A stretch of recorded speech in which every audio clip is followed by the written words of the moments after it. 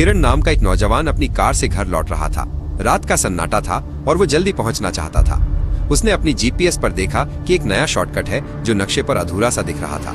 वो बिना सोचे समझे उसी रास्ते पर मुड़ गया। सड़क पर कोई साइन बोर्ड नहीं था और जैसे जैसे वो आगे बढ़ा उसकी हेडलाइट्स की रोशनी भी कम होने लगी। सड़क के दोनों ओर घने पेड़ थे जिनकी परछाइयां अजीब सी लग रही थी। किरण को लगा कि ये रास्ता थोड़ा डरावना है, पर उसने सोचा कि ये सिर्फ उसकी कल्पना है। कुछ देर बाद उसे एक और गाड़ी दिखाई दी जो उसके आगे जा रही थी। किरण ने राहत की सांस ली। अच्छा, मैं अकेला नहीं हूँ, उसने सोचा। लेकिन कुछ ही देर में वो गाड़ी अचानक धुंध में गायब हो गई। किरण ने ब्रेक लगाया पर वहाँ कुछ नहीं था। किरण ने अपनी कार फिर से चलाई।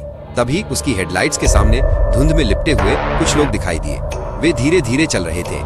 किरण ने हॉर्न बजाया लेकिन वे हिले भी नहीं। उनके चेहरे अधूरे थे, मानो किसी ने उन्हें मिटा दिया हो। किरण ने घबराकर उन लोगों के पास से गाड़ी निकाली। उसने पीछे मुड़कर देखा लेकिन वे लोग वहां नहीं थे। उसने राहत की सांस ली और अपनी सीट पर वापस मुड़ा। लेकिन तभी उसे महसूस हुआ कि कार में कोई और भी है। उसने डरते डरते पीछे की सीट पर देखा।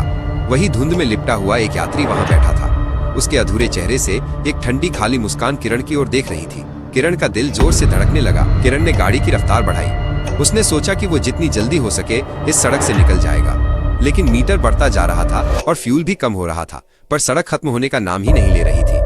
वो एक ही जगह पर गोल गोल घूम रहा था। तभी पीछे बैठा यात्री बोला, तुम भी अब हम में से एक हो।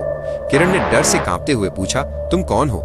यात्री ने जवाब दिया, हम वो हैं जो इस सड़क पर शॉर्टकट लेने आए थे और कभी वापस नहीं गए। यात्री ने कहा, यह सड़क एक श्रापित जगह है। यहाँ सिर्फ उन लोगों की आत्माएं रहती हैं जो भटक गए हैं। अब तुम भी इस अंतहीन यात्रा में हमारे साथी हो। किरण ने महसूस किया कि उसका शरीर धीरे धीरे धुंधला हो रहा था। किरण ने अपनी आखिरी सांस ली और उसकी कार भी एक और धुंध में लिपटकर गायब हो गई। अब वो भी उन अनगिनत आत्माओं में से एक था जो उस अंतहीन सड़क पर हमेशा के लिए भटकती रहती है, किसी और नए यात्री का इंतजार करती हुई।